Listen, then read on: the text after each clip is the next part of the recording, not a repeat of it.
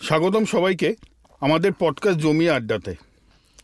আমি সূর্য, আর আজকে যার সঙ্গে আপনাদের পরিচয় করাবো একটু বাদেই করাচ্ছি। তাহলে আজকের আড্ডাটা একটু আলাদা হবে, একটু নীরব। আবার সেই নীরবতার মধ্যেই রয়েছে হাজারটা শব্দ, হাজারটা আবেগ। আমাদের আজকের অতিথি ভারতের মাইম জগতের কিংবদন্তি পদ্মশ্রী নিরঞ্জন গোস্বামী। ঢাকায় জন্ম, তারপর এদেশে আসা, শিক্ষা, কর্মজীবন সব কিছুর মধ্যে দিয়ে এক অসাধারণ শিল্পরূপকে তিনি বিশ্বমঞ্চে পৌঁছে দিয়েছেন। মাইম মানেই নীরব অভিনয় না, আসলে এটা নীরব নয়। 200 খ্রিস্টপূর্ব থেকে ইউরোপীয় কমেডিয়া ডেল আর্ট, ফরাসি মার্সেল মার্কসো, আমেরিকার সাইলেন্ট ফিল্ম থেকে চার্লি চ্যাপলিন, আবার আমাদের দেশের কত্থক, কথাকলি বা যাত্রার অঙ্গভঙ্গি সব কিছুর মধ্যেই মিশে আছে মাইমের ছাপ। আজ আমরা জানব ভারতীয় মাইম কীভাবে গড়ে উঠল, ইউরোপীয় মাইমের দর্শন কীভাবে বিশ্বকে প্রভাবিত করেছে, আমেরিকান মাইম কীভাবে থিয়েটার ও সিনেমাকে রাঙিয়ে দিল, এবং সর্বশেষে মাইম কি আসলে একটি সাইলেন্ট রেভলিউশন।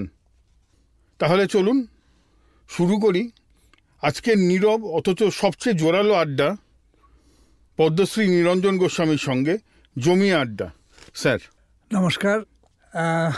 মুখাভিনয় তো কথা বলে বোঝানো যায় না, করে দেখাতে হয় আর কি। আমরা না দেখলে বোঝা যায় যে বিষয়টা কী বলতে চাই। আমরা মুখাভিনেতাদের শারীরিক অভিব্যক্তি, মুখের অভিব্যক্তি, শরীরের ভাষা, এই সমস্ত কিছু মিলিয়ে টিলিয়ে নিয়ে আমরা একটা নীরব প্রস্তুতি তৈরি করি, সেটাকে আমরা মুখাভিনয় বলি।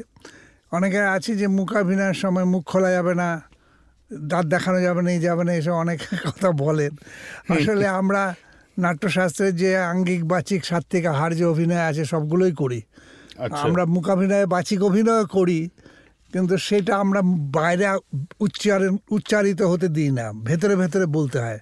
তা না হলে আমাদের শারীরিক যে দৈহিক অ্যাকশন, ক্রিয়া প্রতিক্রিয়া ঠিকভাবে বোঝানো যায় না, প্রকাশ করা যায় না। তার মানে একটা আপনি ভেতর ভেতর কথা ভেতর বলতে হবে, আপনাকে এক চর মারবো, এটা বলার সঙ্গে সঙ্গে চোখটা বড় হয়ে যাবে, হাতটা নড়বে। আমি যদি এটা না বলি তাহলে এটা হবে না, মানে ওই ফিলিংসটা আসে না। না, ওই ছবিটাই তৈরি হবে না। আরে এটা কেউ জানতোই না, কিন্তু আপনি সেটা আমরা বলি যে মুখাভিনয় মানে কথা বলা যাবে না, কিন্তু আমরা কথা সমস্তটাই বলি, ভেতরে ভেতরে বলি।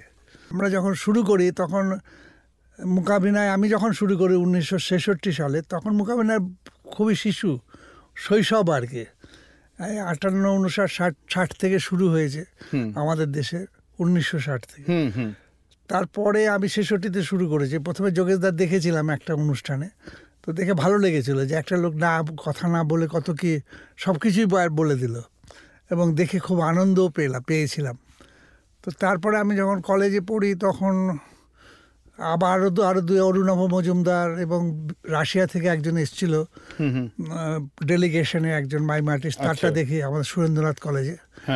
তা সেই সময় অনেকগুলো দেখার পরে তখন আমাদের একটা ছোটদের ক্লাব ছিল, আচ্ছা, ইন্টালি নবরণ সংঘ। সেইখানে তখন আমার দায়িত্ব পড়েছিল সেবার যে নাটকের রিহার্সাল হবে, বাচ্চাদের সামলানো আর কি। আচ্ছা। তো যিনি নির্দেশক তিনি দেরি করছেন আসতে, তো বাচ্চারা চেঁচামেচি করছে। আমি বলছি দাঁড়া, তোদেরকে আমি একটা জিনিস দেখাচ্ছি, আচ্ছা, বলে মুখাভিনয় করে দেখাই। কপি, মানে তখন কিছুই জানতাম না, কপি করে দেখালাম অনুকরণ করে। তো ওদের খুব ভালো লাগলো। বড়রা যখন এলো তখন বড়দেরও দেখাতে হলো আবার। বড়রা বললো দেখা। তারপরে তো 3 দিনের অনুষ্ঠান সূচি তখন তৈরি হয়ে গেছে। তখন তার মধ্যে থেকে 10 মিনিট সময় বার করে আমাকে দেয়া হলো মুখাভিনয় করার জন্য। আচ্ছা। আমি সেই থেকে আমি রাতারাতি বিখ্যাত হয়ে গেলাম আমার পাড়ায়। বাহ, দারুণ। রাতে বিখ্যাত হয়ে গেলাম। তারপরে সবাই উৎসাহিত করতে থাকলো, সে খুব ভালো, তোমার ভেতরে প্রতিভা আছে, এইসব বলতে বলতে আমিও দেখতে লাগলাম, আমারও ভালো লাগতে লাগলো। তো করতে করতে তারপরে এই এত দূর এসে যাওয়া আর কি। তো আপনি যখন কলেজ ছিলেন তখন কি আপনি কি ভেবেছিলেন যে একজন মাইম আর্টিস্ট হবেন, না চাকরি করবো? যেমন চাকরি করবো, মুখাবের ভালো লাগে। চাকরি করেছেন স্যার? না, কোনোদিন জীবনে চাকরি করিনি আমি। আচ্ছা। চাকরি পেয়েও নিইনি আমি। আচ্ছা। হ্যাঁ। তো আমি চাকরি কোনোদিন করিনি, শুধু মূকাভিনয় করবো এবং মূকাভিনয়টাকে সারা ভারতবর্ষ জুড়ে প্রসারিত করব এবং আমি দেশ থেকে বিদেশেও নিয়ে যাব আর কি, পৌঁছবো। এরকম লক্ষ্য নিয়ে আমি ইন্ডিয়ান মাইম থিয়েটার তৈরি করি। ইন্ডিয়ান মাইম থিয়েটার, হ্যাঁ, সল্টলেকে, যেটা সল্টলেকের ন্যাশনাল মাইম ইনস্টিটিউট আমাদের বাড়ি হয়েছে, আমাদের ছিল ইন্ডিয়ান মাইম থিয়েটার, থিয়েটারেরই ওইটা ন্যাশনাল মাইম। তো আমরা তখন ওই শুরু করি, ওইটা থিয়েটার করব বলেই যে আগে কী করতো লোক একই রকম করে যেত ম্যাজিকের মতো, ওই যেমন জল ঢালছে, দুধ ভ্যানিশ করে দিচ্ছে, একই খেলা এখনো লোকেরা দেখিয়ে যাচ্ছে। আচ্ছা, আমাদের মূকাভিনয়টা ওরকমই ছিল, দড়ি ধরে টানাটানি করা, না চুরি করা, না তো লিপস্টিক লাগানো, চুল বাঁধা মেয়েদের, এইসবই ছিল। তখন আমার মনে হচ্ছে একটা পাওয়ারফুল মিডিয়াম অফ এক্সপ্রেশন, এবং আমাদের সারা দেশ মাল্টিলিঙ্গুয়াল কান্ট্রি, আমাদের যদি মূকাভিনয় চর্চা করি তাহলে আমার মার্কেটটাও সারা পৃথিবী, ভারতবর্ষ জুড়ে হয়ে যাবে। কারণ শুধু বাংলা নাটক তো বাংলার বাইরে যারা বাঙালি আছে তারাই বুঝতে পারে, কিন্তু যেহেতু মূকাভিনয় কথা নেই, এইটা আমি করতে পারবো। তখন আমি এই থিয়েট্রিক্যাল ফর্ম ভাবি আর কি, যে অনেক লোক মিলে কোনো বিষয়বস্তুকে একটা বিষয়বস্তুকে দেখানো, যে সামাজিক নানা রকম সমস্যা আছে সেইগুলোকে আমরা তুলে ধরতে পারি মূকাভিনয়ের মাধ্যমে।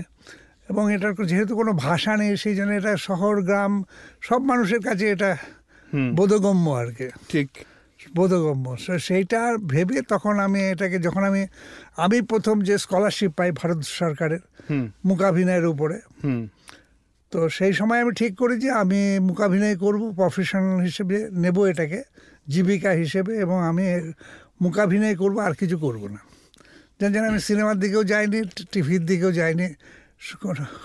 আপনি তো আমার যতদূর মনে পড়ছে 1976 ইন্ডিয়ান মাইম থিয়েটার শুরু হলো। হ্যাঁ, তৈরি করি আমরা, একদম সবাই মিলে করেছিলেন। সেখানে আমরা অনেকগুলো জিনিস রাখি। একটা হচ্ছে ট্রেনিং, রেগুলার ট্রেনিং হবে, লেকচার ডেমনস্ট্রেশন করা, ওয়ার্কশপ কন্ডাক্ট করা, এইগুলো সব শুরু করি প্রচারের জন্য, লোকের কাছে জানাবার জন্যে মূকাভিনয় শিল্পটা কি, এই জন্যে আমি তখন এইটা শুরু করি। এবং তারপর আমরা ফেস্টিভ্যাল, তো আমরা তখনই আমাদের এইমস এন্ড অবজেক্টিভে আমরা লিখেছিলাম যে আমরা এরকম একটা ইনস্টিটিউট তৈরি করতে চাই। তখন এটা পুরো ডকুমেন্টেড করে রেখেছি। হ্যাঁ, তখন থেকে আমরা 76 থেকে ডকুমেন্ট করে রেখেছিলাম যে আমরা এটা করব। তখন তো দ্য সো কল ডকুমেন্টেশন বলতে আমরা যেটা বুঝি ছিল না, সেরকম ছিল না। আপনার এই চিন্তা ভাবনার মধ্যে এলো কি করে, যে একটা এই যেটাকে আমরা আজকালকার দিনে বলি কর্পোরেট গভর্নেন্স, তো এইভাবে একটা ওই সময় আমার মাথায় এলো যে এগুলো খুব দরকার। কারণ আমি বহুরূপীতে যখন গিয়েছিলাম, বহুরূপীটা না অদ্ভুত একটা ছোটখাটো অফিসের মতো, আচ্ছা, খুব ফাইল মেনটেন করা হতো। কারণ পত্রিকা ডকুমেন্টেড, একদম ডকুমেন্টেড, মানে পত্রিকা যে কোনো পত্রিকার জন্য আলাদা ফাইল, সেটা যে দেখে সেই শুধু ওই ফাইলটা দেখবে, আচ্ছা, অন্য কেউ সেটা দেখতে পারবে না, সব আলাদা আলাদা আর কি। আচ্ছা, প্রোডাকশনের জন্য 1970s বলছেন? হ্যাঁ হ্যাঁ, যখন আমি গেছি বহুরূপীতে যোগ দিয়েছি, তারপর আমি ওইখানে দেখতাম সেইখানে, এবং শম্ভু মিত্র সেখানে আবার ফলো আপ করতেন। হয়তো বললো যে একটা চিঠি এসেছিল, তোমাকে বলেছিলাম ওটা দেখতে, তুমি কি দেখেছো? যদি বলে যে না দেখতে পাইনি, তার ক্লাস তো হতোই, কেন দেখতে পাওনি। মানে উনি এত ছোট ছোট মাইনিউট সমস্ত কিছু নজর রাখতেন, অসাধারণ। মানে ওর সেক্রেটারি যে ছিল আমাদের অফিসিয়াল, মানে কাজ হতো একটা ছোটোখাটো অফিসের মতো, এবং খুব ডিসিপ্লিনড। ওইখান থেকে আমি শিখেছি অনেক কিছু। প্রথমে আপনি যদি বহুরূপীর কারোর সঙ্গে কেউ যদি বলে কালকে 3টের সময় আমার সঙ্গে দেখা করিস অফিসে গিয়ে, ও আমাকে দূর থেকে দেখলেই, আসতে দেখলেই আগে ঘড়ি দেবে যে সময় মতো আসছি কিনা। কি বলছেন? হ্যাঁ, ঠিক এরকম ছিল। এবং আমি বহুরূপীতে যখন ইন্টারভিউ দিয়ে ভর্তি হতে গেছি, সেই সময় আপনাদের ইন্টারভিউ দিতে গেলাম, তো শম্ভু মিত্র আমার জিজ্ঞেস করেন, আপনি 5 মিনিট দেরি করে এলেন কেন, এসেছেন কেন? আমরা নতুন জায়গা ছিল, আমি আপনাদের ওই নাসিরুদ্দিন রোডের বাড়িতে গেছিলাম, তো ওখান থেকে ওই মোহাম্মদ রেজা ছিলেন, তো উনি নিয়ে এসেছেন। বলে শম্ভু মিত্র আমাকে বললেন, আপনি যেহেতু জায়গাটা ঠিক চেনেন না, আর 5 মিনিট আগে বাড়ি থেকে বেরোলেই তো আপনি লেট হতেন না। ঠিক কথা, ঠিক সিম্পল কথা, কিন্তু কত গভীর, একদম শিক্ষা, জীবনের মানে শিক্ষা, যে সময় জ্ঞানটা কতটা ইম্পর্টেন্ট। হ্যাঁ, এবং কাজে কোনো ছোট বড় নেই, সব কাজই গুরুত্বপূর্ণ থিয়েটারে। কারেক্ট। এই সবগুলো সব আমি থিয়েটারের জীবনের শিক্ষা পেয়েছি আর কি। থিয়েটার করতে এসে। মানে মূকাভিনয় বেসিক্যালি মানে একজন ব্যক্তির তার জীবনটাকেও একটা সুন্দরভাবে ডিসিপ্লিন ওয়েতে প্রভাবিত করতে পারে। কারণ আমরা যেগুলো আপনি যেন আমরা আগে যখন এই আড্ডাটা শুরু হওয়ার আগে আমাদের আরেকটা আড্ডা চলছিল, আড্ডা, সেই আড্ডাতে ভালো এডিশন করেছেন, মানে ভ্যালু এডিশন করছিল। চরিত্র গঠনটা বিবেকানন্দ যেগুলো লিখেছেন যে চরিত্রটাও খুব দরকার। যে মানুষের চরিত্র নেই তার সেই মানুষ তো মানুষই না। তো সেই চরিত্র গঠনের ওই যে ভ্যালু এডুকেশন, মূল্যবোধের শিক্ষাটা, এটা খুব দরকার। যেটা নিয়ে অর্ণব বাসু বলছিলেন, আমাদের বাবাদের বাড়িতেও তাই, এই নিয়মে এই করতে হবে, ওই করতে হবে, এই করবে না, এটা ভালো না, এটা ঠিক না, এরকম করে করে এমন বার্নিং করে দিয়েছিল। পরবর্তীকালে যখন আমরা প্রফেশনে এলাম তখন দেখলাম সবাই মিথ্যে কথা বলে, সুযোগ পেলে চুরি করে, এই করে। তখন মেলাতে পারতাম না, আমাদের খুব অসুবিধা হতো শুরুতে। স্যার, মূকাভিনয় বলতে কি এখানে কি শুধু আমরা দুঃখটাই প্রকাশ করা না, এর মধ্যে হাসি, প্রেম, প্রতিভা সবই করা যেতে পারে? নাট্যশাস্ত্রে যে নবরসের কথা লেখা আছে, 8টা রসের কথা লেখা আছে, সবগুলো আসে, যেগুলো তো আমরা নিয়ে জন্মাই, মানে আনকন্ডিশনাল রিফ্লেক্স, যেগুলো আমরা নিয়ে জন্মাই, ওকে, সেই ভাব রস সবারই আছে। আচ্ছা, আমাদের কেউ হাসতে শেখায়নি, আমাদের কেউ কাঁদতে শেখায়নি, ঠিক, কেউ রাগ করতে শেখায়নি, না, সব নিজে নিজে আমাদের ভেতর থেকে আমরা যেহেতু আস্তে আস্তে বড় হয়েছি, আর সেইগুলো আস্তে আস্তে প্রকাশিত হতে থেকেছে। সেইগুলোই আমরা এখন যখন শেখাই নতুন ছেলে মেয়েদের, তখন আমরা ওইগুলো বলতে থাকি আর কি, যে এগুলো দরকার, এগুলোকে বাড়াতে হবে, তোমার এই ভেতরের যে প্রতিভাগুলো আছে সেগুলোকে আর বাড়াতে হবে। যেমন পঞ্চ ইন্দ্রিয়র যে ইন্দ্রিয়ের যে জ্ঞানেন্দ্রিয়, সেই জ্ঞানেন্দ্রিয় সব ইন্দ্রিয়গুলোকে খুব শক্তিশালী করতে হবে থ্রু এক্সারসাইজের মাধ্যমে, মানে পরিশ্রম করে। আচ্ছা স্যার, একটা কথা বলুন, মানে মাইন্ড বলতে আমরা সবাই ভাবি যে মুখ এবং শরীরে একটা কিছু ফিজিক্যাল এক্সারসাইজের মধ্যে দিয়ে, কিন্তু ব্রেনটাও তো একটা ভীষণভাবে দরকার, যে কোনো একটা থিয়েটার হোক, নাটক হোক, বা যে কোনো যে কোনো কাজেরই প্রকাশ মাধ্যম হচ্ছে শরীর আর মন। আপনি যে কাজটা করছেন সেটা শরীর আর মন। আমার মন এবং শরীর সুস্থ না থাকলে মন কাজ করবে না, মন ক্লান্ত থাকলে শরীর কাজ করবে না। সুন্দর বলেছেন, দুটোকেই সুস্থ রাখতে হবে, তবেই ভালো লাগবে। হ্যাঁ, ঠিক বলেছেন একদম। হ্যাঁ, সেই জন্যই আমরা বলি যে শরীর এবং মনের প্রথমে শারীরিক এক্সারসাইজ, তার সঙ্গে সঙ্গে মানসিক এক্সারসাইজও করা দরকার, মেন্টাল এক্সারসাইজ। তারপর দুটোকে মেলানো। মেন্টাল এক্সারসাইজটা আপনি কিভাবে? মেন্টাল এক্সারসাইজকে মনকে সংযত করা, কন্ট্রোল করা, মনকে নিয়ত, মনকে কাজ দেওয়া। কারণ মন এমন একটা জিনিস যে কখনো বলে না আমি পারবো না, আমার দ্বারা হবে না, আমি এখন ক্লান্ত, মন কোনোদিন বলে না। দারুণ বলেছেন স্যার এটা। হ্যাঁ, যে এখন করবো না, পরে করব, হ্যাঁ, সে কোনোদিন কিছু রাগ করে না। আপনি যদি ওটা একটা কাজ দিলেন, দেওয়ার পরে ওর কাজটা করলো, আপনি তাকে বললেন এটা কী কাজ করলে, এটা ঠিক নয়, আমার পছন্দ হচ্ছে না, এটা আমার স্ট্যান্ডার্ডেরই নয়, তুমি এরকম একটা কাজ করলে, তো মন রাগ করে না, মন তখন আবার একটা অন্য নিয়ে আসে, ভাবনা আপনার সামনে নিয়ে আসবে, তুমি যেটা বলেছিলে দেখো এটাকে এরকম হলে কি হবে। কারণ সবসময় মন আপনাকে কাজ দিচ্ছে, মন ঘুমায় না। এটা অসাধারণ, আপনি একটা দামি কথা বলেছেন। মন ঘুমায় না, আসলে আমরা মনকে কাজ দিই না। হ্যাঁ, আমরা মনকে কাজ দিই না, মনকে কাজ দিয়ে রাখতে হবে। মন আর সত্তা কি তাহলে একই? ঠিক, সত্যতা একই। মনই সব, মনের আন্ডারেই এই পঞ্চ ইন্দ্রিয়, শরীরটা মনের আন্ডারে। সেই জন্য আপনারা কি প্রথমে মনটাকে কন্ট্রোল, যেটা মনটাকে কি করে প্রাণায়াম করা, এগুলো আমরা করতে থাকি, ট্রেনিং দিতে থাকি আর কি। তারপর নানা রকম এক্সারসাইজ আছে, সেইগুলো আমরা করাতে থাকি। 1970-এ প্রথম আপনি ছোট একটা থিয়েটারে শুরু হয়েছিল যে যাত্রাটা, সেখান থেকে আন্তর্জাতিক স্তর, পরবর্তীকালে 80-র দশকে রাজ্য স্তরে পুরস্কার পান এবং 2009-তে পদ্মশ্রী। তার আগে সঙ্গীত একাডেমি পুরস্কার, একাডেমি রয়েছে। এই যে জার্নিটাতে মাইম থিয়েটারের পরিবর্তন তো আপনি একটা নিশ্চয়ই লক্ষ্য করেছেন, এবং তার আপনার হাত ধরেও অনেকটা হয়েছে। এখন সারা ভারতবর্ষে প্রায় সব প্রদেশেই মূকাভিনয়, সব রাজ্যে যারা করে সবাই আমার ছাত্র বা আমার ছাত্রের ছাত্র। এবং আমরা তাদেরকে নিয়ে ফেস্টিভ্যাল করি, ন্যাশনাল লেভেলে ফেস্টিভ্যাল করি প্রত্যেক বছর। ওরা এসে ওদের নতুন নতুন কাজ দেখায়। আচ্ছা, একজন লিখেছিল ভালো, বলে কি সবাই আমরা গুরু দক্ষিণা দিতে আসি। দারুণ দারুণ। আমাদের নতুন নতুন কাজ নিয়ে আমরা আসি, সেটা আমাদের গুরু দক্ষিণা দেয়া। হ্যাঁ, তো সেইটা এখন সবাই এই বিষয়টাকে, আমি যে কাজটা চেয়েছিলাম সেই কাজটা করতে পেরে ভালো লেগেছে আর কি আমার। মানে আমরা আজকালকার দিনে যেটা বলি যে প্যাশন আর প্রফেশন মেলানো খুব মুশকিল, কিন্তু আপনার ক্ষেত্রে সেটা হয়নি একেবারেই। আমার দুটো মিলে গেছে, মানে মা সরস্বতীর আশীর্বাদে একদম, হ্যাঁ, বা ভগবানের কৃপায় কিন্তু আপনার দুটোই তার মানে একসঙ্গে হয়ে গেছে। দুটো আমার একসঙ্গে হয়ে গেছে। এবং আমার শুধু তাই না, আমার পরিবারের দিক থেকেও ইয়ে হয়েছে। যেহেতু আমার স্ত্রী তৃপ্তি মিত্রের কাছে অভিনয় শিখতে গেছিলেন, তো সেই জন্য তার একটা থিয়েটার সম্বন্ধে বিষয়টা জানা আছে আর কি, যে যারা নাটকের সঙ্গে যুক্ত মানুষজন তারা কিভাবে তাদের জীবন চলে, চর্চাটা কেমন।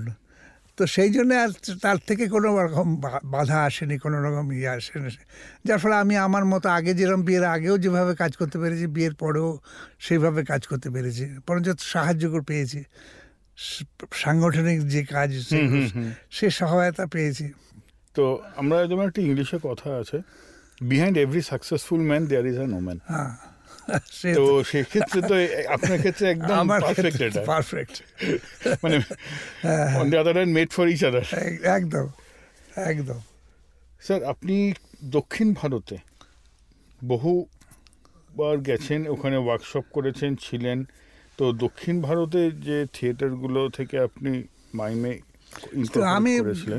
সেটা যদি বলেন। হ্যাঁ, আমি স্কলারশিপ পাওয়ার পরে একটা ইতালি গভর্নমেন্টের একটা স্কলারশিপ পেয়েছিলাম, আবেদন করেছিলাম। আচ্ছা, কিন্তু আমাকে দেওয়া হয়নি, উইদাউট ইন্টারভিউতে আমাকে রিজেক্ট করে দিয়েছিল, ইন্টারভিউ পর্যন্ত ডাকেনি, অথচ কোয়ালিফিকেশন আমার সব ছিল, যা যা চেয়েছিল। আচ্ছা, তো এটা আমি তখন আমাদের শিক্ষামন্ত্রী ছিলেন, কি নাম, বাঙালি কি নাম মনে আসছে না নাম। আচ্ছা, যাই হোক। হ্যাঁ, তা আমি তারপর কপিলা বাসস্ট্যান্ড ছিলেন তখন এডুকেশনাল, জয়েন্ট এডুকেশন অ্যাডভাইজার, ওনার সঙ্গে দেখা করি কপিলা বাসস্ট্যান্ড। তখন উনি বুঝতে পেরেছেন, উনি বললেন, আমি বলার পরে বলে, আমি বুঝতে পারছি, তো তুমি ইতালিতে কেন যেতে চাইছো? আমি বলছি, কমেডিয়া দেলার্থের থেকে মোটামুটি মোকাবিলায় ইয়ে হয়েছিল, প্রচারটা শুরু হয়েছিল, তো সেটা ইংল্যান্ড পর্যন্ত এসে গেছিলো, মানে ওখান থেকে, ইতালি থেকে। আমি সেখানে, আর এটা আমার এখন মানে পোস্ট গ্র্যাজুয়েশন হয়ে গেছে, স্কলারশিপ পেয়েছিলাম, সেটাও শেষ হয়ে গেছে। তা আমার এখন, তখন উনি আমাকে ফেলোশিপের ব্যবস্থা করেন, তারপরে স্টাডি ট্যুরের ব্যবস্থা করে দেন কেরালা যাওয়ার জন্য। আচ্ছা, তো উনি বলে, কেরালা তো অনেক কুড়িয়াট্টম, কথাকালি এসব আছে, কৃষ্ণনাট্যম, তো তুমি সেগুলো দেখেছো? আমি বললাম, আমার কাছে পয়সা নেই। তো বলে, আমি পয়সার ব্যবস্থা করে দেবো, তুমি যাবে? তাই বলে, হ্যাঁ যাবো। তখন উনি সঙ্গীতনাট্য একাডেমি থেকে স্টাডি ট্যুর গ্র্যান্টের ব্যবস্থা করে দিলেন, তারপরে ফেলোশিপের ব্যবস্থা করলেন। তখন জানতাম না যে ফেলোশিপও দেওয়া হয়, তো ফেলোশিপের ব্যবস্থা করে দিলেন। চললো আর কি। ওনার উনি যতদিন বেঁচে ছিলেন আমার সব রকম সাহায্য করেছেন। মানে আপনার সঙ্গে প্রথম থেকে একটা ইউরোপের কানেকশন ছিল, চেষ্টা ছিল আর কি যাওয়ার। আচ্ছা স্যার, মানে এটিনিক ডে ক্রুজ, যিনি কর্পোরাল মাইমের স্রষ্টা, এক্স্যাক্টলি, মার্সেল মার্সের গুরু। হ্যাঁ, আর যোগেশ মাইম, এই দুজনে কি মানে আপনার চিন্তা ভাবনা বা মাইম জীবনের যে জার্নিটা? ডেক্রুট কাজ তখন আমরা দেখতে পাইনি, মার্সেল মার্সেলটা দেখতে পেয়েছি, কারণ মার্সেল মার্সেল 16 মিলিমিটার ফিল্ম ছিল আলিয়ান্স প্রসেসে, সেইগুলো তখন আমরা ওখান থেকে নিয়ে এসে আমরা দেখাবার ব্যবস্থাও করেছি আমাদের মূকাভিনয় উৎসবে, ওটা তখন দেখতে পেয়েছি। কিন্তু এডিন ডেক্রুট কাজটা কি সেটা আমরা তখন দেখতে পাইনি, এখন দেখা যায়। তো মার্সেল মার্সো একবার এসেছিলেন, দ্বিতীয়বার উনি বললেন যে গুরু চাইতেন না, মার্সেল মার্সো বলছেন যে এডিন ডেক্রুট চাইতেন না যে ওনার যেটা সেটাই করি, আমি যে করছি যেটা সেইটা উনি পছন্দ করতেন, সেইটা একটা বিরোধ ছিল। আচ্ছা, সেটা আমার যোগেশদার সঙ্গে আমার সেই বিরোধটাই হয়েছিল পরবর্তীকালে। হ্যাঁ, ফর্মের মাইন্ড নিয়ে। মানে আপনার চিন্তা ভাবনাটা অ্যাকচুয়ালি সেই সময় যদি দাঁড়িয়ে দেখি অনেকটা সময়ের আগে চিন্তা করছিলেন। সে তো বটেই, মানে আমরা যদি এখন দেখি, মানে 2025-এ দাঁড়িয়ে যদি দেখি, তো আপনি চিন্তা ভাবনাটা অন্যভাবে করেছিলেন? অন্যভাবে, একদম অন্যভাবে করেছিলেন, যার জন্য একটা নতুন শিল্প নিয়ে একটা জীবনের মুখোমুখি হওয়া। আমি তখন ভাবতাম যে লোকে জুয়া খেলে মদ খেয়ে জীবন নষ্ট করে, তা আমি মোকাবিলা করে জীবন নষ্ট করবো, আমার জীবন, কারো কিছু বলার নেই। এটা কি আপনার মানে বিয়ের আগে না বিয়ের পরে? বিয়ের আগে।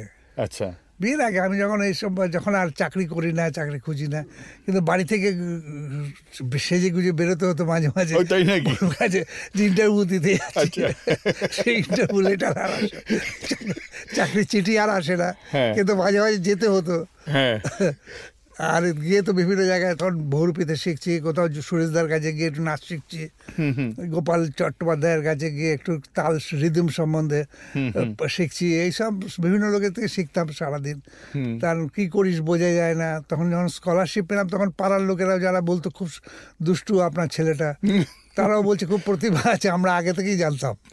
তারা আমার প্রতিভা জেনে গেল স্কলারশিপ পাওয়ার পরে। তার আগে কেউ চিনতে পারিনি, বুঝতে পারিনি, শুধু দুষ্টু ছেলেই ছিলাম।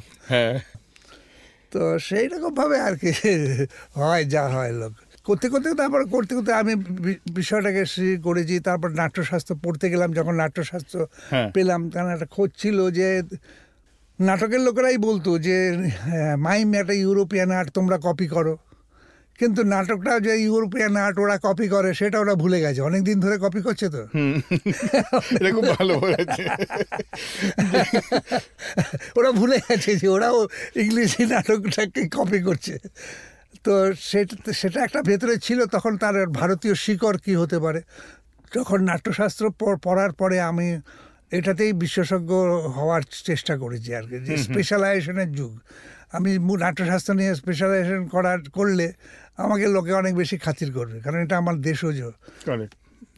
আমি যত স্টানস্ট্রাস্কি বলি, স্যার ব্রেট বলি, গর্ডন ক্রেগ বলি যা বলি না কেন, ওটা তো বিদেশি। কিন্তু যখন নাট্যশাস্ত্র বলবো সেটা আমাদের দেশজ, সেটা নিয়ে পড়াশোনা করা শুরু করি, প্র্যাকটিস করা শুরু করি, এবং তাকে মানে জীবনের অঙ্গ এবং অভিনয়ের সঙ্গে যুক্ত করে মূকাভিনয় শিল্পকে অন্যরকম রূপ দেওয়ার চেষ্টা করেছি। প্রথম যেমন মূকাভিনয় নাটক লেখা, আমি নাটক লিখেছি, আর তার প্রযোজনাও আমিই করেছি। মূকাভিনয় নাটকের রূপটা কেমন হবে, কারণ আমার সামনে দুটো বিষয় ছিল, একটা ছিল উদয় শঙ্করের ব্যালে, আর একটা ছিল রবীন্দ্রনাথের নৃত্যনাট্য। আচ্ছা, ইন্টারেস্টিং। হ্যাঁ, এই দুটোর মাঝখানে আমাকে একটা রাস্তা বার করতে হবে, যেটা থেকে লোকে বলবে মূকাভিনয় নাটক। এটা ব্যালেও নয়, ডান্স ড্রামাও নয়। তার মানে কি, আমরা তো আমাদের নাট্যশাস্ত্রে যেটা দেখা যায়, তিনটে পারফর্মিং আর্ট ছিল। একটা ছিল নৃত্য NRITYA, আরেকটা ছিল নৃত্য NRITTA, আরেকটা ছিল নাট্য NATYA। তো আমরা দেখানো নৃত্য আর নৃত্য মিলে ডান্স হয়ে গেছে, তো ডান্স, মাইম আর থিয়েটার। তো আমরা ওই মাঝখানের অংশটা ঢুকে পড়েছি আর কি, best of both the worlds যাকে বলে, আপনারা সেটাকে মানে এনজয় করতে পেরেছেন। একদম। এবং আস্তে আস্তে নানা রকম এক্সপেরিমেন্ট করেছি, যেমন ফ্ল্যাশব্যাক হয় সিনেমাতে, নাটকেও দেখায় ফ্ল্যাশব্যাক, আগের ঘটনা পরের ঘটনা আগে দেখিয়ে তারপরে চলতে ওইভাবে যায়। আমার মূকাভিনয় করা যায় কি না সেই সব এক্সপেরিমেন্ট করেছি। মুখোশ নিয়ে করেছি, শ্যাডোতে করেছি, সিলিউট মাইম করেছি, সিলিউট মাইম করেছি, যেটা মানে নেগেটিভের মতো দেখা যায়, পর্দায় আলো ফেলে, সেগুলো শ্যাডো মাইম করেছি। যত রকম মাইমের হয়, অ্যাকশন মাইম, ইমোশনাল মাইম, যা ডিকশনারিতে পেয়েছি সেই সব এক্সপেরিমেন্ট করেছি। প্রথমে কখনো কখনো দুটো জিনিস আছে থিয়েটারে, একটা হচ্ছে কন্টেন্ট, একটা হচ্ছে ফর্ম। কারেক্ট। কন্টেন্ট, বিষয়বস্তুটাকে আপনি কী রূপে দেখাতে চান দর্শককে। তো আমার কাছে কখনো কখনো কন্টেন্টটা আগে পেয়ে গেছি, তখন ফর্ম খুঁজেছি, কীভাবে এটা করব, রূপটা কী হবে। আবার অনেক সময় ফর্ম আগে পেয়ে গেছি, এবার কন্টেন্ট খুঁজেছি যে কীভাবে, কোনটা বিষয়টাতে করা যাবে, কোন বিষয়টা হলে ভালো থাকে। সেই জন্য যখন রবীন্দ্রনাথের দেনা পাওনা করেছি, ডাউরির উপরে গল্প, এরকম নাটক করেছি আমরা। সোনার গায়ের মেয়ে, আগে কংগ্রেস পিরিয়ডে, ওই সময়টাতে সব গ্রাম থেকে সব মেয়েরা এসে থাকতো, লোকের বাড়িতে থেকে কাজ করতে সারাক্ষণের ইয়ে হিসেবে পরীক্ষা, সারাদিন থাকতো, দুবেলা খাওয়াটা পেতো, ওদের কাছে এটা অনেকটাই ছিল। ওই থেকে আমরা তখন দেখালাম যে ওইটাতে আমরা ফ্ল্যাশব্যাকে দেখালাম যে একটা প্রস্টিটিউটরা দাঁড়িয়ে আছে, সে চলে যায়, একটা মেয়ের বয়স হয়ে গেছে, সে খদ্দের পাচ্ছে না, তারপর ওইখানে দাঁড়াতে দাঁড়াতেও চলে যাচ্ছে তার স্বপ্নের ইয়েতে যে আমার জীবনটা তো এরকম ছিল। ঠিক। তারপর ওইখান থেকে ওর মা বাবা নিয়ে এসে একটাকে বাড়িতে কাজে ঢোকায়, সেখানে ফিজিক্যালি অ্যাসল্ট হয়। তাহলে 2 নম্বর বাড়িতে, 3 নম্বর বাড়িতে একটা চাকর ওকে লোভ দেখায় যে তো বিয়ে করো বলে, প্রেগনেন্ট হয়ে যায়, নিয়ে তাকে ওকে বেঁচে দেয় ওই বেশ্যার ইয়ে জায়গায়, পোস্ট কোয়ার্টারে বেঁচে দেয়। তো এইরকম করে গল্পটাকে ফ্রেশব্যাকে আমি নিয়ে এসেছি, সব সমাজের সমস্ত ঘটনা নিয়ে, মানে সামাজিক যে ঘটনাগুলো ঘটেছে সেই নিয়ে আমি মূকাভিনয়ে অনেক নাটক করে দিয়েছি। মানে বেসিক্যালি শুধু সামাজিক না, মানে সোশিও ইকোনমিক বা অর্থ সামাজিক অবস্থা। হ্যাঁ, মানে আপনার যে গল্পটা বললেন এটা পুরো একটা অর্থ সামাজিক অবস্থাকে তুলে ধরেছিলেন। তারপরে বিমল ঘোষের মুখোশ কবিতাটা আছে, সেখানে বড় মুখোশরা ছোট, মেজ মুখোশরা ছোট মুখোশদের এই যে অত্যাচার করতে থাকে, সব নিজের কন্ট্রোলে রাখতে চেষ্টা করে, এই নিয়ে আমরা বিমল ঘোষের কবিতাটাকে করেছি। অচিন্ত্য সেনগুপ্তের ছন্নছাড়া কবিতাটাকে করেছি। মুখোশটা একটু যদি বলেন। মুখোশটা আমরা সব মুখোশ নিয়ে করেছিলাম, সেটা আমরা সব সাদা মুখোশ, আল্ট্রাভায়োলেট লাইট দিয়ে ব্যবহার করেছিলাম, ম্যাজিক ল্যাম্প যেটা শুধু সাদা দেখা যায়, সাদা আর অন্য ফ্লুরেসেন্ট কালার, ওটা দিয়ে করেছিলাম পুরোটা। এটা কোন সালে? তো দেখে মোটামুটি দেখে বলতে হবে, সেটা এটা বোধ হয় 85-86 হবে। তো সেই সময় ফ্লুরেসেন্ট লাইট ইউজ করেছিলেন, মানে হঠাৎ মানে এই কনসেপ্টটা মাথায় এলো? হ্যাঁ, ওই ম্যাজিক ল্যাম্প দেখার জন্য, যে শুধু আমরা মুখোশ, সাদা মুখোশ দেখাবো। এবং শুধু তাই না, আমরা তো তখন জানি না, আমরা করেছিলাম আমরা মুখোশরা সব ঢুকছে, একটার পর একটা ঢুকছে, আর দর্শকের কি হাততালি, আমরা তো রিহার্সাল সময় বুঝতে পারিনি ভিজুয়ালি এত সুন্দর একটা, এক্স্যাক্টলি কিচ্ছু নেই, শুধু সাধারণত মুখোশ একটার পর একটা ঢুকে যাচ্ছে, বড় মুখোশ, মেজ মুখোশ, পুরো অন্ধকার, পুরো স্টেজ অন্ধকার, আর তাকে একটা খুব রিদিমে এবার ছন্দের মধ্যে দিয়ে আস্তে আস্তে ঢুকিয়ে কখনো উপর বড় করে দিচ্ছে, কখনো নিচু হয়ে যাচ্ছে, কখনো হয়ে যাচ্ছে, অনেক জায়গাতে এবার এরকম হয়েছে আর কি, যেটা আমরা বুঝতে পারিনি। এই কনসেপ্ট আপনার মাথায় এসেছিল কিভাবে? মানে ওই যে বললাম যে কখনো কন্টেন্ট আর ফর্ম, যে কবিতাটা আগে পেয়ে গেছি যে মুখোশ নিয়ে করবো, হ্যাঁ, তাহলে মুখোশ মাইমের সঙ্গে মাস্ক রিলেটেড, তো মাস্ক আর মাইম এটা একটা এক্সপেরিমেন্ট হয়ে যাবে। তাহলে আমরা যেমন ওর রবীন্দ্রনাথের ওরা কাজ করেছিলাম, তাতেও আমরা নানা রকম সিলিউটও ব্যবহার করেছি, শ্যাডো ব্যবহার করেছি, ইমেজ ব্যবহার করেছি, এবং খুব ভালো ভালো খুব অনেক ছবি তৈরি করেছিলাম। দর্শকের ফটাফট হাততালি, আমরা বুঝতেও পারিনি রিহার্সালের সময় যে এই জায়গাগুলোতে হাততালি আসতে পারে। দর্শকের খুব একটা সৃষ্টির উল্লাস ছিল, কিন্তু দর্শকরা এতটা অ্যাকসেপ্ট করবে। হ্যাঁ, আমরা তখন ছিল রবীন্দ্রনাথের 125 বছর জন্মের। আচ্ছা, হ্যাঁ, দর্শক তো গঠন করবেই, কারণ আমরা এমনভাবেই তৈরি করতাম যাতে বুঝতে পারা যায় কিনা, সব সাধারণ মানুষ বুঝতে পারবে কিনা, ওইরকম থেকে আমরা করতাম আর কি। আমাদের প্রযোজনগুলো আমরা বন্ধুদের এনে দেখাতাম, মানে এমন লোককে দেখাতাম যে কোনোদিন দেখেইনি, অভিনয় দেখেনি, মূকাভিনয় দেখেনি, তাকে বসে দেখাতাম, আপনি দেখে বলুন যে আপনি সব বুঝতে পারছেন কিনা, কী হলো, ঘটনা কী ঘটলো, সেসব বলে। মানে পাবলিক কানেক্টের উপরে আপনারা খুব জোর দিতেন। হ্যাঁ, কারণ আমার দর্শকের জন্যই তো আমরা করি, এখন দর্শককে আমাদের খুব গুরুত্ব দিতে হয়, দেওয়া উচিত আর কি। একদম, কারণ দর্শককে বোকা ভাবা ঠিক নয়। না, একেবারেই নয়, একদম না। মানে একজন যদি দর্শক থাকে তার প্রতি একটা শিল্পীর বা নাট্যকারের একটা দায়বদ্ধতা থেকেই যায় এবং থাকা উচিত, আমি মনে করি আর কি। যেটা তো আপনি যখন এই ফর্মগুলো ভাঙছেন, তো সেই সময় যারা ট্র্যাডিশনাল যে ফর্মে করতেন, নামগুলো আমি নিচ্ছি না, তো তাদের সঙ্গে কখনো সংঘাত ভাবেনি?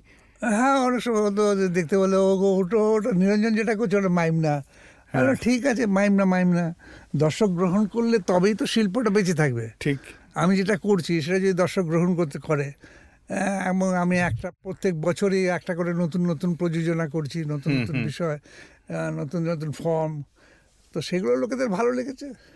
এই ভাঙা গড়ার যে খেলাটা আপনি খেলতেন বেসিক্যালি, এটা তো একদম ওতে নিজে আনন্দ পেতাম, নিজে আনন্দ পেতেন, কিন্তু এই থট প্রসেস যাকে বলা হয় সেইটা আপনার মানে আসতো কিভাবে? হয়তো রাস্তায় যাচ্ছেন, কোনো কিছু দেখলেন, নাকি নিজে হয়তো ভাবতে ভাবতে একটা ফর্ম বেরিয়ে ইন্সপিরেশনের সময় আসে, যার জন্য আমি কলকাতা ছাড়িনি। আমি বাইরে চাকরির অফার পেয়েছিলাম, হ্যাঁ, লোকেরা বলতে পড়ে যা, বা আমি যদি দিল্লিতে গিয়ে থাকতাম অনেক টাকা রোজগার করতে পারতাম। হ্যাঁ, তো আমি যাইনি, এই জন্য এখানে একটা যন্ত্রণা আছে কলকাতায়। এরপরে কি সবাই ভালো ভালো কাজ করছে, এরা একটা নতুন নাটক নামিয়ে দিল, এরা একটা অন্য কিছু করছে। হ্যাঁ, সবাই পাপের, সুরেশদার পাপের দেখলাম, আরে একটা নতুন কাজ, তা আমি একটা করতে হবে আমাদের।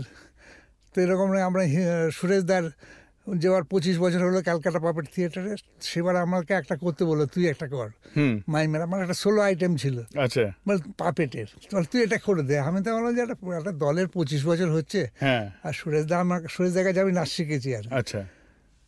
তো সেখানে আমরা নতুন কিছু করব। তখন আমরা হিউম্যান পাপেট নিয়ে প্রোডাকশন করলাম একটা, আচ্ছা, মা লক্ষ্মী পুতুল নাচ পার্টি। হ্যাঁ, প্রোপাইটার নিরু গোসাই, নিরু গোসাই নাম, লম্বা নাম, আচ্ছা, সেই নিজের নামটাকে ছোট করে নিরু গোসাই। খুব ভালো লেগেছিল, খুব ভালো লেগেছিল, মানে প্রোডাকশনটা খুব অসাধারণ হয়েছিল। আমরা বহু শো করেছি এটা, এত লোকের ভালো লেগেছে। আমরা সুতোর এই এফেক্টগুলো দেখাতাম আর কি, যেমন পাপেট যারা সুতো নিয়ে খেলা করে, দড়ি নাচায়, তাদেরকেও দেখি, হ্যাঁ, তাদেরকেও দেখিয়েছিলাম। আচ্ছা, মানে সবাইকে স্বীকৃতিটা দিয়েছে। হ্যাঁ, ওরা দেখতে পাচ্ছে। তারপরে ওদের এক ফাঁকে সুতোর আট জড়িয়ে যায়, ছিঁড়ে যায়, সেটাকে আবার সুতোগুলোকে গিট বাচ্ছে, অথচ কিছু নেই। তবে দর্শকদের মধ্যে আবার ঝগড়া হতো, আবার এসে দেখতো উইংসের পাশে এসে, দেখ আছে, সুতো আছে, একজন বলছে সুতো আছে, আরেকজন বলছে না সুতো নেই, কোথায় সুতো মানে ইলুশনটা এত সুন্দর হতো। তো এরকমও হতো, খুব ভালো, মজা লাগতো তখন। স্যার, আরেকটা কথা বলুন, যে এই আপনি যখন এগুলো করছিলেন, তখন মানে তৎকালীন যে রাজনৈতিক অবস্থা ছিল বা ইয়েতে, সেগুলো থেকে কখনো বিরোধিতা পেতেন? কারণ তখন তো কিছু দল, যারা নাটকের দল, তারা অনেকেই তো, না, আমরা সেরকম বিরোধিতা কখনো পাইনি। আমরা যার জন্য আমরা বলেছিলাম যে আমাদের যদি কংগ্রেস ডাকে তাহলেও করবো, সিপিএম ডাকলেও করবো, সবার ঊর্ধ্বে। আমাদের কোনো পলিটিক্যাল বায়াসনেস আমাদের নেই। আমরা যেটা তৈরি করেছি, এটা যদি বলে যে এরকম করে করো, তাহলে করবো না। আমরা যেরকম করেছি, এরাই যদি দেখতে চাও তাহলে আমরা করতে পারি। এই সময়ের সঙ্গে সঙ্গে এখন আস্তে আস্তে সব কিছু ডিজিটাল হয়ে যাচ্ছে, তো মাইম কি কখনো ডিজিটালি করা সম্ভব? মানে আর্টও যেমন আস্তে আস্তে ডিজিটাল আর্টের দিকে একটা মুভমেন্ট হচ্ছে। আসলে কি না, যে একটা নাটক দূরদর্শন বা সিনেমায় দেখে যে এরকম মজা, আনন্দ পাওয়া যায়, ঠিক সেটা যখন আমরা সরাসরি অভিনেতাদের সামনে বসে দেখি, তার আনন্দটাই অন্যরকম। সেই জন্য থিয়েটার কোনোদিন মারা যাবে না। হ্যাঁ, যে কোনো লোকে বলে এরকম যে এটা ডাইং আর্ট, ওই এরপরে আর থিয়েটার কেউ দেখবে না। থিয়েটার তো আবার রিভাইভ করছে, মানে মাঝখানে অবভিয়াসলি একটা সময় গেছিল, কিন্তু হবেই। আসলে এত এক্সপেরিমেন্ট হয়েছে পশ্চিমবঙ্গের, এত দল, ভারতবর্ষে আর কোনো রাজ্যে নেই, তাই না? হ্যাঁ, কোনো রাজ্যে নেই। মহারাষ্ট্র বলে যে নাটকে অনেক উন্নত সবই ঠিক আছে, আমাদের এত দল কোথায়? এত রেজিস্টার্ড দল, আনরেজিস্টার্ডও আছে, অন্য স্টেটে নেই, আর কোনো স্টেটে নেই। তো সব এক্সপেরিমেন্ট হয়ে গেছে, বিদেশি নাটক থেকে শুরু করে দর্শক থেকে উঠে আসা, এ যাওয়া, ও যাওয়া, সে যাওয়া, হ্যাঁ, সব রকম হয়ে গেছে এক্সপেরিমেন্ট। তো মাঝে মাঝে একটু সেতো বেতো, নাটক যদি ভালো না পাওয়া যায়, ঠিক প্রযোজনে ভালো কথা, কন্টেন্ট, আপনি যেটা কন্টেন্ট, হ্যাঁ, কন্টেন্টটা যদি ভালো না পাওয়া যায়, ভালো নাটক লেখার নাট্যকার খুব কম, ঠিক, খুব কম নাট্যকার। তো বিদেশি নাটক এদিক ওদিক করে লোকেরা করছে। অনেকে এমন সময় নাটক করে যেটাকে নাটক বলা যায় না, আমি বলি জামা কাপড় পরে গল্প বললো, আলাদা আলাদা পোশাক পরে গল্প বলে গেল। তো এটা তো নাটক না, নাটকের যা বিষয় থাকবে, ক্লাইম্যাক্স থাকবে, তার শুরু থাকবে, শেষ থাকবে, মানে গ্রামারটা হয়, বেসিক্যালি একটা গ্রামার ঠিক থাকবে। গল্প বলে যাচ্ছে, কি করবে? নাটক ভালো না পেলে কি করবে? স্যার, এই কথাকলি, এইটা কি মাইমের ফর্ম, না এটা আলাদা টোটালি ফর্ম? কারণ এটার মধ্যে এটা নাটকের ফর্ম, নাটকের ফর্ম। এই কথাকলি লোকেরা দেখে এই জন্যে, রামায়ণের গল্প, প্রথম কথা রামায়ণের গল্প, সেটা মালায়ালাম ভাষায় গাওয়া হয়। হ্যাঁ, আর নাচটা যেটা হয় পুরোটা স্টাইলাইজ, মুদ্রা রুদ্রা দিয়ে যা বলে, হ্যাঁ, পুরোটা স্টাইলাইজ। আচ্ছা। যদি মালায়ালামে ওই গানটা না হতো লোকে দেখতো না। ওখানে তো রঙের একটা আধিক্য চোখেই পড়ে। হ্যাঁ আছে, সব চরিত্র সব আলাদা আলাদা রং আছে। আচ্ছা, ওটা চরিত্রের উপরে রঙগুলো রং তৈরি হয়, হয়? সব চরিত্র রং অর্থ আছে, রঙের চরিত্র অনুযায়ী রং হয়। আপনি তো যখন দক্ষিণ ভারতে ছিলেন এটার উপর একটা কাজ করেছিলেন। আমি গেছিলাম, শিখতে গেছিলাম, আমি 1 মাস ছিলাম। হ্যাঁ, কথাকলি, কুড়িয়ারটাম, কৃষ্ণনাট্টম সব দেখেছি ঘুরে, সব জায়গাতে। সব অভিনেতা, বড় বড় অভিনেতা যারা হ্যাঁ, ছিল, হ্যাঁ, হ্যাঁ। তাদেরটা দেখেছি, অভিনয় দেখেছি। এই পর্যন্ত আমি শিখিনি কিছু। আমায় বলেছিল যে ছোট শিখে যাও, মানে আমার কাউকে দেখাবার নেই। এই মাইম অনেক সময় সিঙ্গেলও হয় আবার গ্রুপে হয়। তো এই গ্রুপে যখন হচ্ছে, এই যে দলবদ্ধতা বা পারস্পরিক সম্মান, এটা খুব ইম্পর্ট্যান্ট। খুব ইম্পর্টেন্ট। হ্যাঁ, তাহলে তো হয়। কিন্তু সময়ের সঙ্গে টোটাল টিম ওয়ার্ক যেটা একটা হয়, হ্যাঁ, এই বোঝাপড়া। টিম ওয়ার্কটা আপনারা কিভাবে করেন? সেটা সব রিহার্সাল করতে করতে করতে করতে হয়। মহলার দিনগুলোতে টিম ওয়ার্ক তৈরি হয়। আচ্ছা, হ্যাঁ, মহলার দিনগুলোতে এগুলোটা হয়। অনেক সময় সবাইকে তো কাজ ভাগ করে দেওয়া হয়, কেউ রিহার্সালে, হ্যাঁ, কেউ এটা হবে, কেউ হয়তো যে ডিরেক্টর সে হয়তো সময় দিতে পারছে না, যে সিনিয়র একটা তাকে বললো তুমি এই দৃশ্যগুলোকে দেখে, ওরা করবে, তুমি শুধু দেখে রাখবে। হুম, তো সেগুলো সিনিয়র একটা যেহেতু, তার কথা অন্যরা মানবে। আচ্ছা। আর স্যার, আপনারা যখন মাইমটা শুরু করেছিলেন, তারপরে এখন আপনি একদম মধ্য গগনে, ঠিক আছে, এবং এই যে এখন ডিজিটাল ফর্মটা চলে এলো, তো এটা দেখা যাচ্ছে যে অনেক নতুন ছেলেমেয়েরা আস্তে আস্তে মাইমের প্রতি ঝুঁকছে বা তারা প্র্যাকটিস করা শুরু করেছে, কারেক্ট? তো তাদের জন্য আপনার মানে বক্তব্য বা আপনার অ্যাডভাইস কি? সবাইকে যেটা বলি সেটাকে বলি যে নাট্যশাস্ত্র পড়ো, কারণ আমাদের দৈনন্দিন জীবনে, মানে প্রাত্যহিক জীবনের এটা কাজে লাগে, শুধু অভিনয় করার জন্য নয়। মানে নাট্যশাস্ত্র প্রত্যেকের পড়া উচিত, মানে স্কুল লেভেল থেকে পড়ানো উচিত। কীরকমভাবে দাঁড়াতে হবে, কী করে হাঁটতে হবে, কী করে চলতে হবে, শরীরের সমস্ত অঙ্গ প্রত্যঙ্গ উপাঙ্গ কী করে ব্যায়াম করে ঠিক রাখতে হবে, সমস্ত লেখা আছে নাট্যশাস্ত্রে। মানে খ্রিস্টপূর্ব 200 বছর আগে, 2500 বছর, 2500 বছর আগে ধরলে টোটালি যেটা হয়েছিল সেটা এখনো মানে কন্টেম্পোরারি। সেই বিজ্ঞানটা এখনো কন্টেম্পোরারি একদম হয়ে একদম যাচ্ছে। একদম। এদিকে আমরা কিন্তু সমস্ত ভাব রস, তখনকার যে সঞ্চারী ভাব, তখন লোকেরা লজ্জা পেলে, আমি আপনার একটা উদাহরণ দিচ্ছি, লজ্জা পেলে কি করতো, নখ খুঁড়তো দাঁত দিয়ে, মাথা চুলকোতো, পা দিয়ে নখ মাটি আঁচড়াতো, হ্যাঁ, শারীর আচরণ নিয়ে জড়াতো। 2500 বছর আগেও লোকেরা এটাই করতো, নাট্যশাস্ত্র ওইটাই লেখা আছে, যেটা এখন আমরা করি। এবং সিনেমাতেও এটা দেখানো হয় সব জায়গাতেই, জীবনের বাইরে কিছু নেই। সিনেমা তো জীবনের বাইরে নয়, না, একদম না। মানে দৈনন্দিন জীবন। বলছি যে লোকে যখন বলে না, আমি বলে তুই শুধু ওইগুলো পড়ে দেখ একবার। তো ওই সময় লোকেরা এটাই করতো যা আমরা এখন করি।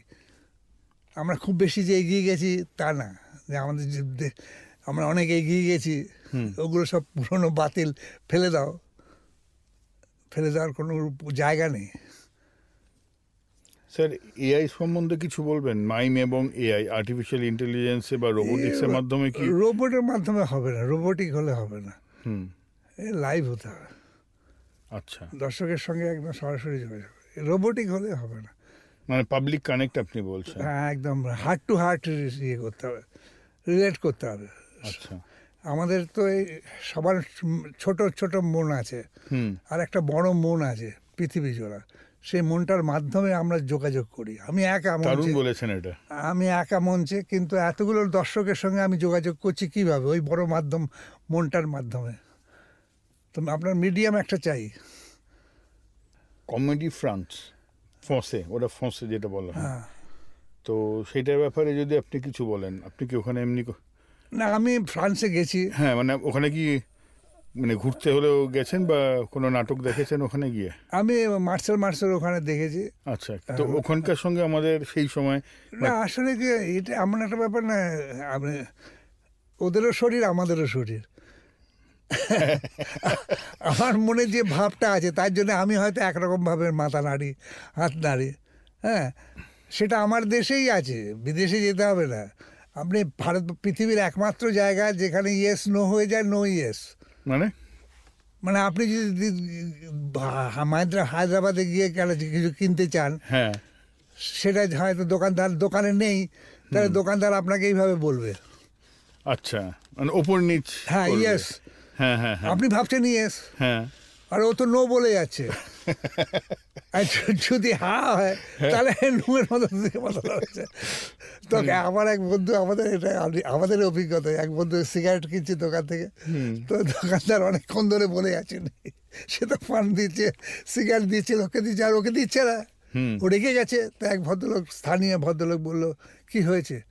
বলে হ্যাঁ, বলে ও তো অনেকক্ষণ ধরে আপনাদের বলে যাচ্ছে নেই। বলে কোথায় বললো? বলে এই যে বলে যাচ্ছে নো। তো আমাদের দেশে নো ইয়েস হয়ে যায় নো ইয়েস। আরও অনেক জেস্টার আছে, যেমন মহারাষ্ট্রে আপনি যদি এরকম করে গিয়ে জল চান, মহারাষ্ট্রে জল দেবে, খাবার জল। আমার এখানে দেখলে বলবে না না, অন্য কিছু বুঝিয়ে হবে না, আমরা খাই না কেউ। সুতরাং যে জেস্টার যে ইউনিভার্সাল নয়, সেটা, এটা খুব ভালো বলেছেন, gesture is not universal. Sir, আপনার ড্রিম পারফরমেন্সের ভেন্যু কি হবে? মানে আমি যদি সিডনি অপেরা হাউস ধরি, বা ফ্রান্সে ধরি, বা কলকাতার যদি রবীন্দ্র সদনী ধরা হয়। রবীন্দ্র সদনে আমি অনেক পারফরমেন্স করেছি, তখন লোকেরা, হ্যাঁ রবীন্দ্র সদনে আমি অনেকবার করেছি। কারণ রবীন্দ্র সদনে করলে কি হতো, স্পন্সর পাওয়া যেত। আচ্ছা, হ্যাঁ, আমার সমস্ত খরচা, আমি যদি শিশির মঞ্চে করি 400 সিট, হল ভাড়া 400 টাকা, আর ওটা 750 টাকায় তখন দিত রবীন্দ্র সদন। 250 টাকা বেশি দিলে আমি একটা বড় হল পেয়ে যাচ্ছি। আর ওখানে আমি দেখেছি যে বহুরূপীতে ছিলাম যখন, তখন ওই সব চাকররা চলে আসতো, ড্রাইভাররা, ওইখানে লেখা থাকে 10টা সবচেয়ে বেশি দামের টিকিট দিয়ে দিন। হ্যাঁ, সে টিকিটেরও বিক্রি ছিল, যেহেতু কার পার্কিংয়ের ব্যবস্থা ছিল, সেজন্য টিকিটও ভালো বিক্রি হতো রবীন্দ্র সদনে। তো আমার অনেকদিন যশোন্দর সিদার একবার বলছে, নিরঞ্জন তোর কোমরে জোর আছে, তুই রবীন্দ্র সদনে কী করে পারফরমেন্স করিস? তা বিজ্ঞানটা তার আমি বলতে পারছি না যে স্পন্সর পাওয়া যায়। ঠিক আছে, পরিশ্রম, আমি একা পারফরমেন্স করলে ওখানেও যা পরিশ্রম হবে, এখানেও তাই পরিশ্রম হবে, পরিশ্রম হবে। লোকের কার পার্কিংয়ের সুবিধে আছে, হ্যাঁ, যাতায়াত সুবিধা আছে, পুরো এসি হল, তো সেখানে লোকে স্বাভাবিকভাবেই আসে, আর রবীন্দ্র সদন দেখতে যাচ্ছে। এটা একটা বড় ব্যাপার। যদি ওরা শিশির মঞ্চে যাচ্ছে, শিশির মঞ্চটা অত যাতে তো আমি সেই জন্য রবীন্দ্র সদনে বেশিরভাগ, আমি প্রতি বছর একবার করতামই রবীন্দ্র সদনে। যশোনবাবু বা নান্দিকারের রুদ্রপ্রসাদ বাবু, আপনি মোটামুটি তো প্রায় সবাইকে জানি আমি। সবাই রুদ্রদা আমার মাস্টারমশাই ছিলেন রবীন্দ্র ভারতীতে। ও তাই নাকি? আচ্ছা, ইংরেজি সাহিত্য পড়াতেন, European history of European drama.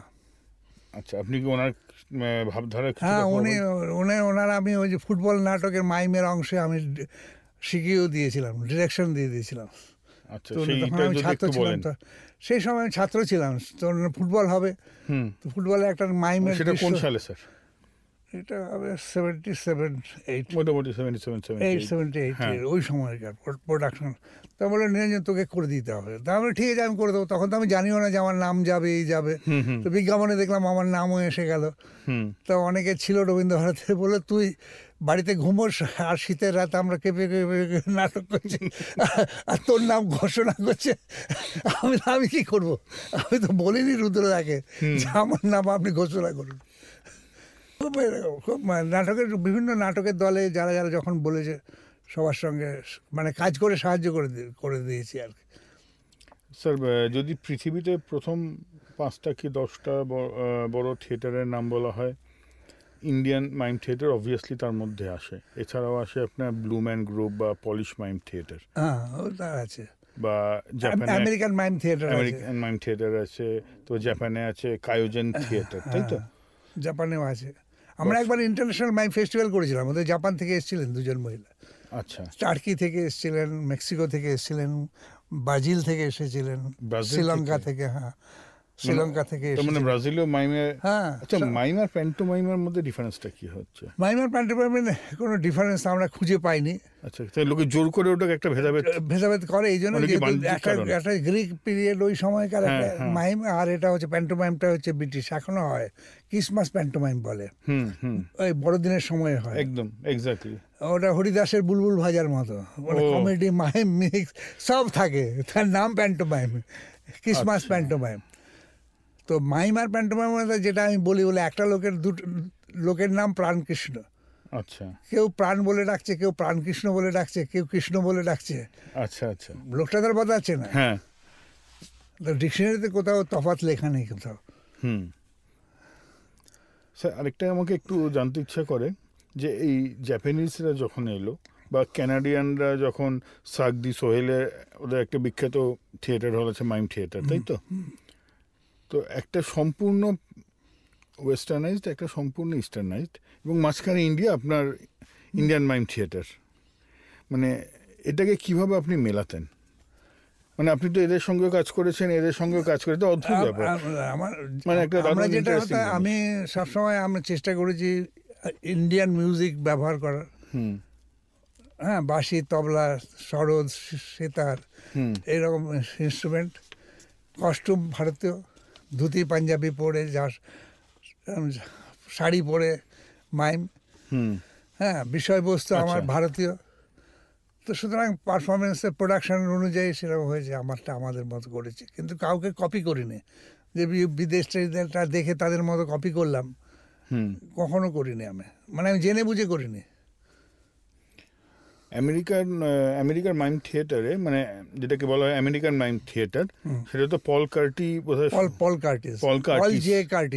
আচ্ছা, উনি তো বোধহয় শুরু করেছিলেন প্রথম। হ্যাঁ, উনি প্রথম আমেরিকান মাইম দিয়ে উনি বলছেন আর অন্যরকম মাইম, কিন্তু সেটাও অন্যরকম মাইম।